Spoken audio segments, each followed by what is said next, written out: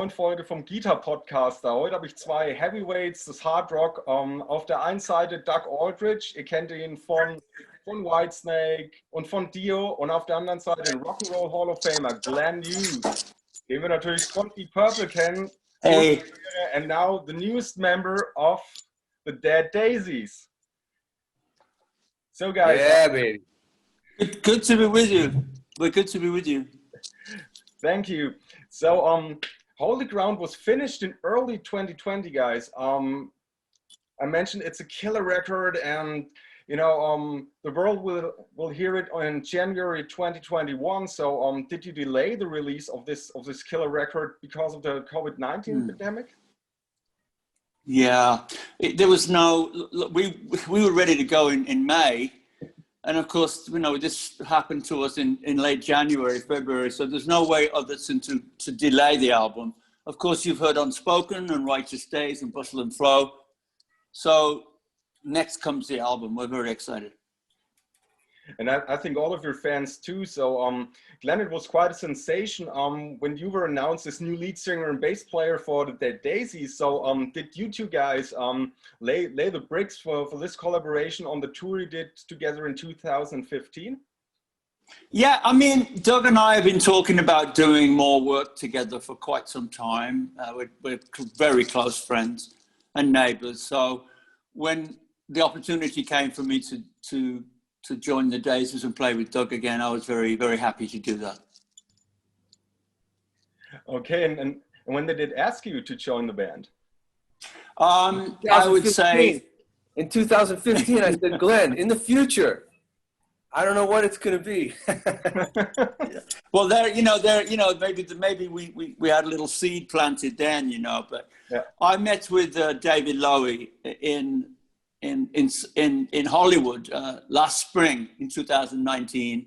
We had a nice dinner, and then we went to New York and met Doug and Dean, and we played privately at SAR Studios, and we decided we would get going. We start the band. That's really cool, you know. And Holy Ground, when we hear it from front to back, it's an all killers, no fillers album with 10 original songs. And yeah. You know, what I'm really curious about is, did you start the creative process in La Fabrique Studios in South France, or even before? Before. Doug and I were working together, you know, early last summer, about 15 months ago. I came up with some ideas, and Doug and I came up with some ideas. We went into Sunset Sound in Hollywood to record Righteous Days and Holy Ground. You heard Righteous Days, and we knew at that point that we were onto some kind of wonderful experience. Absolutely. And how long did it take to work out all these songs? You know, because it's, in my opinion, and this is no stuff I only say because I'm talking to you guys right now. This album has the stuff, you know, why I fall in love with hard rock in the first place. It has a groove, it has the songs, you know, and it has all these hook lines we all dig in when it comes down to hard rock. Doug, take that one. Well, it's awesome, man. Thank you for that. We basically just came up with some music, and we got together and collaborated on it. And then when we, you know, we of course worked with Ben. What's Ben's last name? Ben Gross.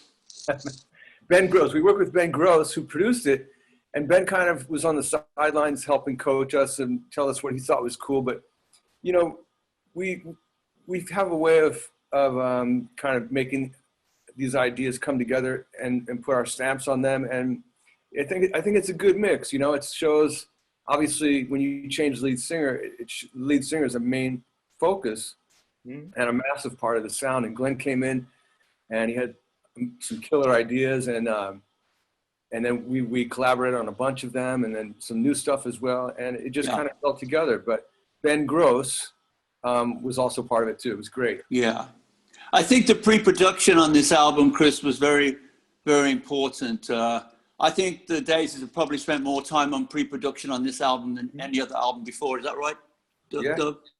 Yeah. Again, Chris, as Doug will explain to you, it's all about the songs, preparation, arrangement, spending time together. It's very, very important. That's a great point. That we when you get a new group of guys working together, it takes time to gel and for it to, for the spices to start to work together. And we spent 3 weeks in the south of France in close quarters, living together, eating together, recording and writing and doing pre-production, and we really bonded. I mean, we knew from, like Glenn said, we knew from the first couple songs that we had a vibe going, but we just did our best with the songs, and Glenn always makes an amazing statement lyrically, and it's cool. I'm not blowing smoke up his butt because he knows I love him, but I love you too. His lyrics are really on another level. It's really amazing. Thank you. Yeah, this was the same thing here, when I heard Righteous Days in the first time, it was just like, wow, what a song, looking forward to the album. Yeah. And now we find, when I got it last week, actually, and this is the same thing like Doug said, I don't want to blow smoke in somebody's No, it's, but that's all. It that's became all a heavy rotation thing, this album. When I'm in the car on my iPhone, through Bluetooth, or when I'm in the kitchen, and even when I'm with my girlfriend, I said to her, "Hey, you have to listen to this album. This is really this is really one of my favorite hard rock albums from, I think, the last 10 years." That's fantastic. And that's in 1 week. Yeah, that means a lot. We did a lot of work on this album. We worked around the clock. We really wanted to make sure this album was what we hoped it would be. And we've been sitting on this album for 9 months now, and we're so ready to release it. It's almost ready to hatch. We've been sitting on it, and it's almost ready to hatch. Yeah. But you know what? The thing of it is that that makes me really excited, because of course we like it, but when we hear somebody on the outside go, "Hey man, it's a really cool record, and I drive my car to it," and that really makes it all worthwhile. Of course we like it, but we got to let you guys just listen to it. Yeah. I think this overwhelming thing on this album is the groove. A cool thing about Hold the Ground is too that you all wrote in a collective environment, so to speak. Because when I look to the credits, you both wrote, and of course David wrote together with you guys. How did you start with the writing together? Was this in one room, or was it just sharing ideas over the internet? How most musicians do it right now. It was basically, if I can be honest with you, it was by Doug and myself getting together well before we started in LA. In Sunset Sound, we got together a lot at my house and at Doug's house, and we prepared a lot of songs before we went into France. And then in France, we collaborated in the same room together. Doug and I and David got together in a room there, a side room, and we got together daily to create more music. Glenn, if I can, let me give him a little insight. So Chris, of course, that Glenn is an award-winning songwriter, and obviously his bass playing is just out of this world. And I've learned a lot from working with him and guys like David Coverdale about writing. But basically, I wanted to be an inspiration for Glenn. There were a couple ideas that I had in mind for him that, I passed off to him, and he got into those. And then Glenn said, "I got a bunch of ideas." But Glenn is he's from the 70s. They weren't really doing demos back then. So Glenn said, "I got these songs, but it's just on acoustic." And I said, "Well, I'll come down. I'll bring my rig, and any way I can help try to basically capture your ideas so that we can present them to the guys." And so I just brought my rig down, and Glenn played guitar and bass, and we just kind of put it over a static drum beat. But it was amazing, the vibe of these things. It was fun for me to sit there and just record Glenn to capture the real essence of what he was trying to go for. We weren't worried about melodies and lyrics. He already had that in his head, but we got the music down so that when we got to France, we could dissect it and figure out parts for David. And David came up with some stuff, and he came up with some stuff. And so really a lot of those songs started off as seeds that Glenn planted, and then the band kind of came together and put their stamp on it. Yeah, I knew coming into this what it would be like, and I am a songwriter, and it's the love I loved doing that, you know, and to know that we were working really hard to get this album as perfect as we possibly could. It was very important. We had a lot of songs. We had to kind of narrow it down, actually, right? Yeah. We had about 15 songs. So we have another 5 B-sides for some single releases or a box set. Yeah, you never know. Like that, or? Yeah. So you took the 10 best, or it's just the 10 songs that fit together perfectly? I don't know. The songs we felt that were appropriate, you know. There was a couple of songs that were great, you know, but didn't make the album. But, you know, the great thing is we have a lot of songs, you know, and that going forward is everything. The songs are so important for every band. Absolutely. So beside your originals, of course, we have a very, very cool cover song, 30 Days in a Hole from Humble Pie, that fits in the red line of the album. So how did you work out the arrangements with this, that it fits to the rest of the material of Holy Ground? No, it was a great song already. I mean, it's a very, very, very good song by my friend Steve Marriott. And Doug got, you know, made it heavier, and we changed the arrangement and, you know, kind of changed it. You know, you can't really copy that song, you know, because it's, you know, it's a great, great piece of music. We didn't want to do that. So we just put a different spin on it. There were a couple different versions of the guitars that I put down, and I wasn't really sure which way was gonna be the right way. And as we got into it, like Glenn said, you don't want to just copy the exact same song. Although I did do a version that was closer to that, and I really liked it. But in the end, you know, Ben and the management decided, let's try and do something different. Let's make it heavier. So we went with just a balls out, you know, heavy, simple vibe to let Glenn and Dean kind of shine on top of that. Yeah. It was a very quick. It didn't take long to record that song. It was a fun track. Again, you know, my friend Stevie Marriott, what a great song he made there. So it's a tribute to him, actually. So when we stay at arrangements a bit, isn't it for you guys hard to work out an arrangement, because we have 3 or 4 great musicians in there.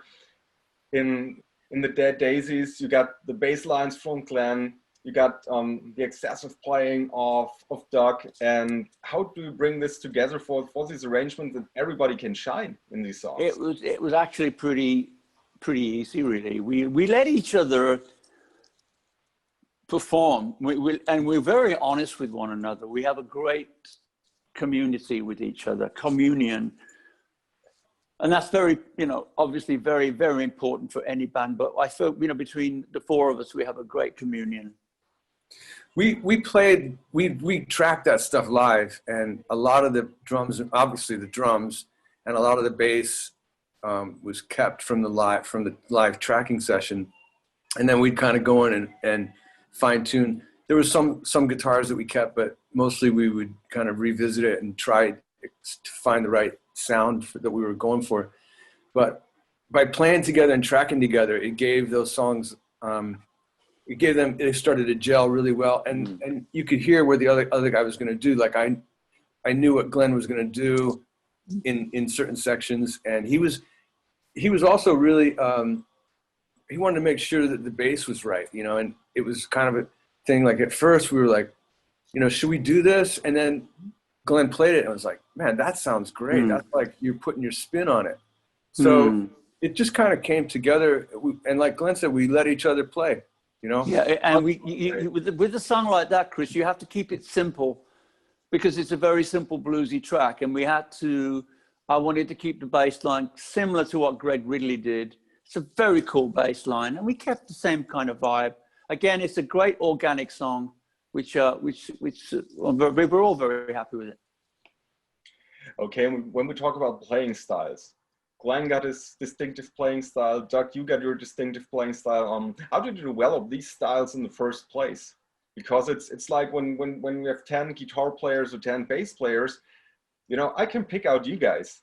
So how did you do that in the first place? I can too. The thing is that I found that out in 15 when I joined Glenn's trio for a tour, and it was amazing because it was like, especially in solo sections, you know, like a lot of guitar players want the bass to kind of stay out of the way and do, you know, it's my turn to, you know, but Glenn is such a fierce player, and it's like, it gets me off, you know? So it's kind of like on the album, you'll hear even flavors of like Cream, not to compare us to Cream or anything, but I get it, yeah. Flavors of that, you know, where Glenn's playing this in a parallel universe, I'm playing in my universe, he's playing with his, and it somehow works. It's really cool.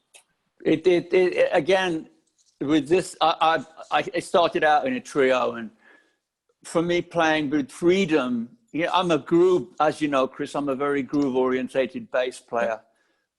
But when I get a chance to collateralize what Doug's playing, and we have a great chemistry as guitar player and bass player, a real great chemistry. We're both very free, and it shines on this album. It really does. I'm very, very happy to play with Doug. And we hear it, of course, on Holy Ground, that this was kind of a match made in heaven. So from a groove standpoint, because for me it grooves like hell. Yeah, you know, it's a great opening track. That would be the first song that I played to Doug, you know, and you know, I didn't know if it was going to work, you know, but I did write it for Dead Daisies. I didn't write it for myself. I wrote it for the band, and you know, so we recorded it, and you know, it turned out great. So when it comes down to equipment, what did you guys use in the studio? Let's start with the string instruments. Yeah. The guitars Doug used, and go on, Doug. the basses you used, Glenn.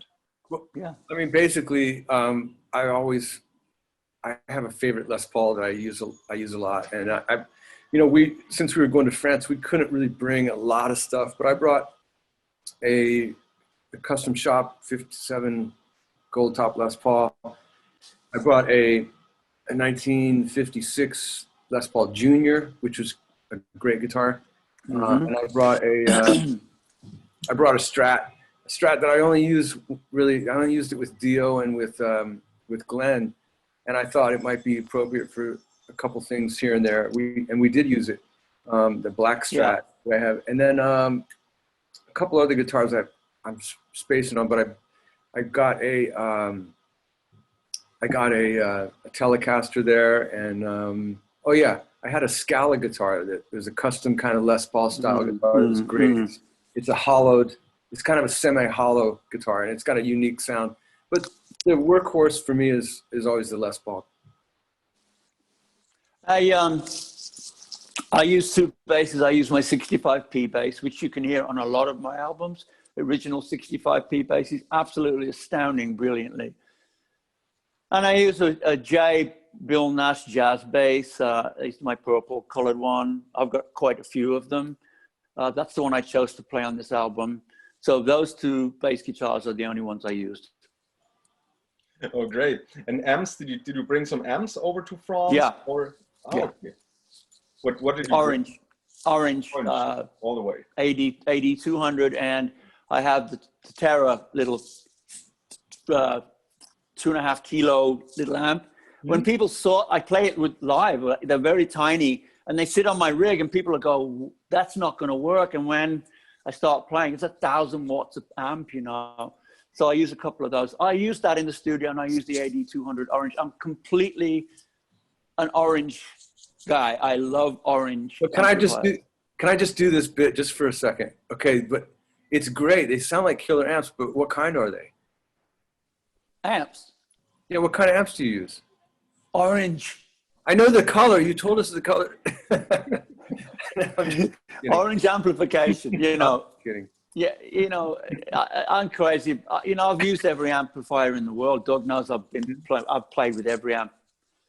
When I went with Orange 10 years ago, I knew I'd found my home, and they are an incredible company. Everything they make is great guys, right? Yes, they are. Seriously, yes. That's like your family. True family. So Glenn gave me an orange T-shirt, which I love to wear. My wife wears it. We support Orange, but I'm a Marshall guy. I've been yes, you are. Marshall for years and years, and Jim Marshall was really good to me. And although I love the Orange stuff, I brought a couple of Marshalls with me. I brought a 1968 Super Bass Plexi, and my trusted and tried and true normal amp that I use is a 1979 JMP that's been kind of modded a little bit. And then we use some plugins too in Pro Tools for some of the overdubs and different things. Okay, and pedal-wise, did you bring some pedals with to France, or was it just some plugins you use then when you need some effects like delay or something like that? Delay is usually inside, you know, is a plugin because it's just simple. There isn't like a lot of effects on the album. It's pretty raw, you know. But I always like to have a wah. That's kind of my, since I don't have a whammy bar. Generally, I love using the wah for different effects.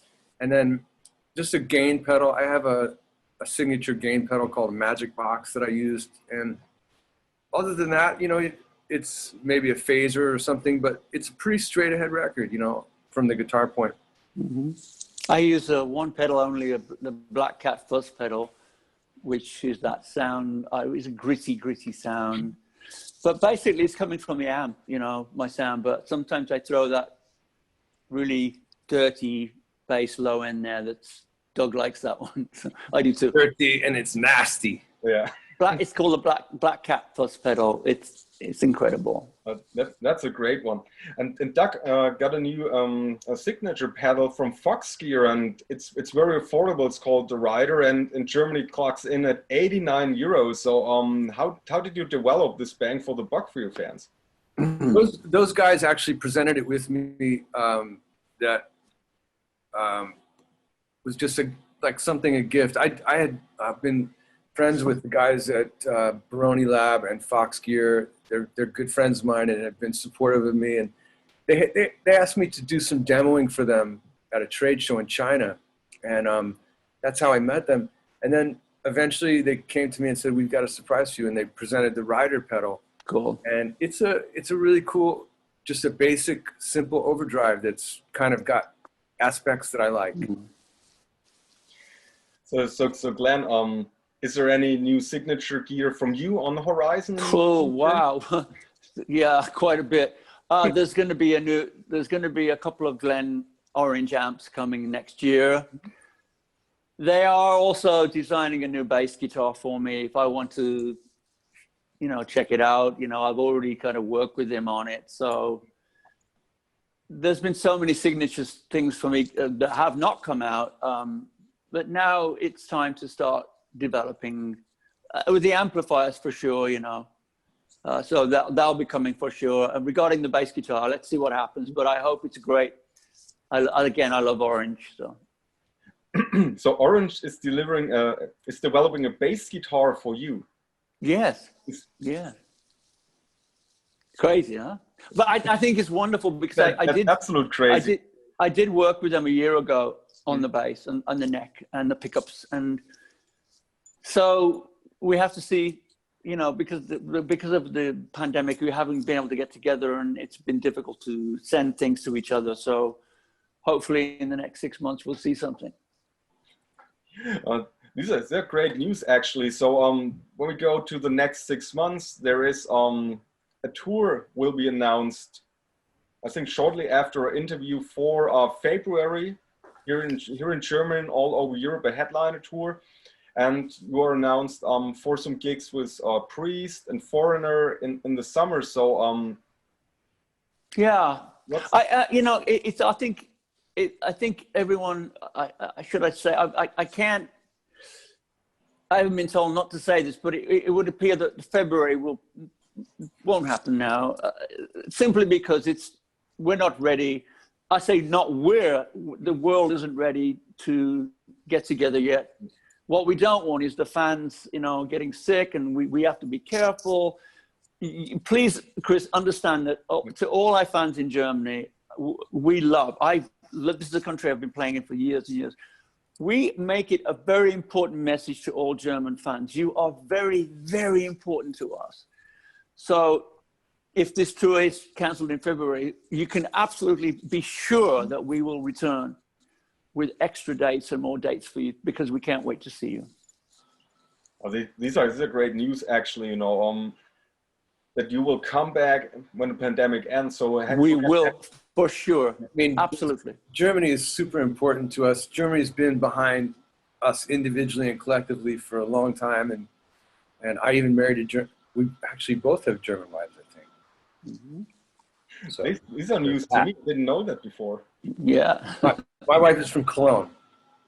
My wife is an American, but she was born on an army base in Heidelberg. So she lived in Germany for 3 years when she was a kid, but she's American, but she was born in Germany. All right.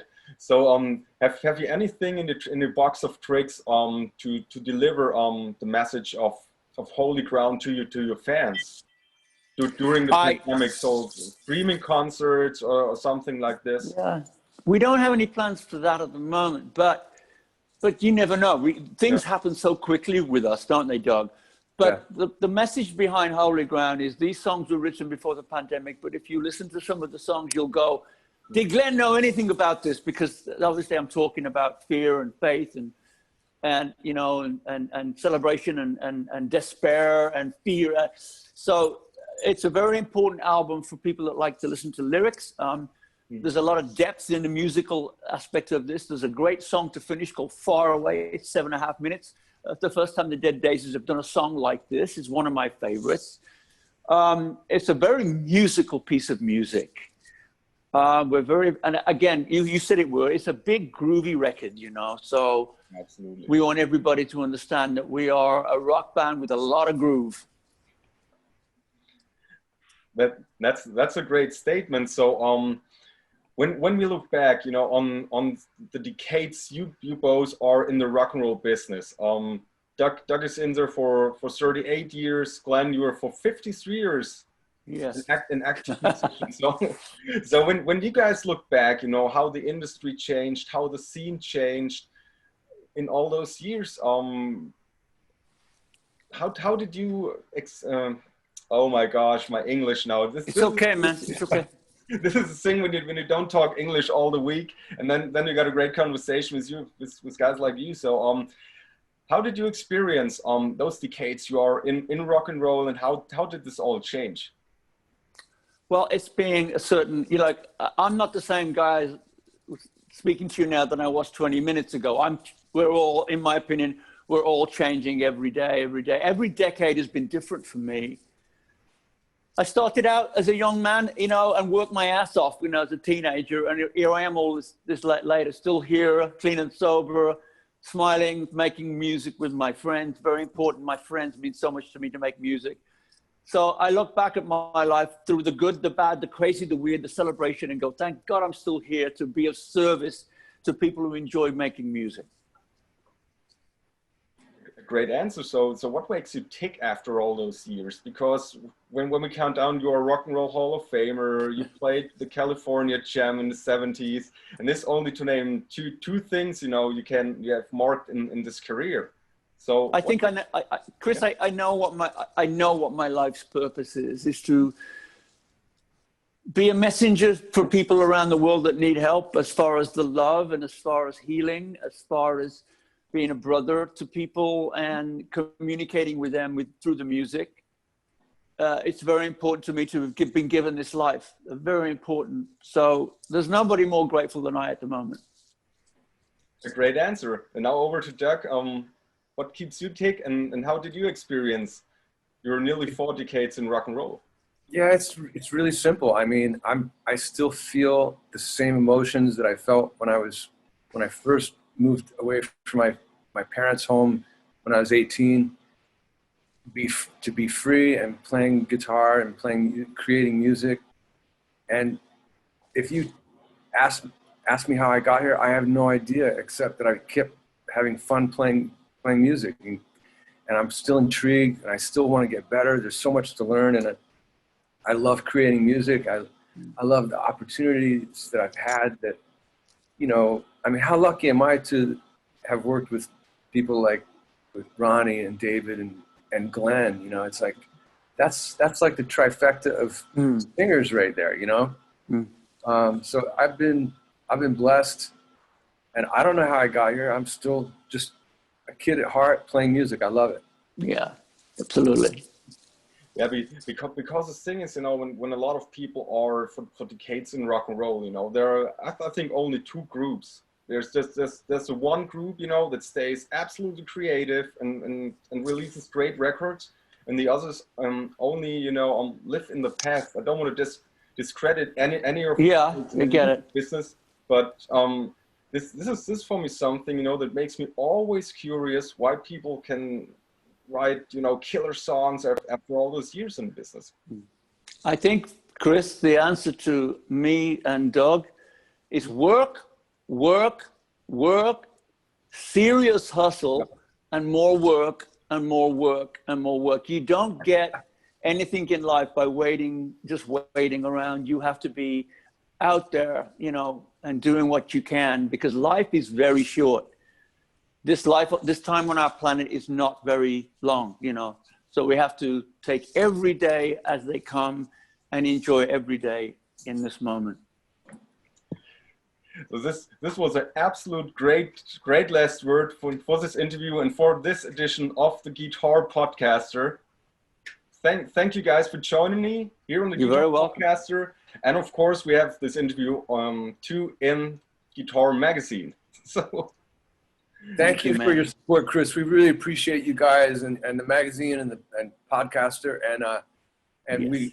we love Germany. We can't wait to be back. Yeah, I look forward so much to coming back to Germany, a place I seriously love with all my heart. For now, we want everyone to be safe and get through this winter time, and we'll see you in 21 for sure. We will. God bless you all.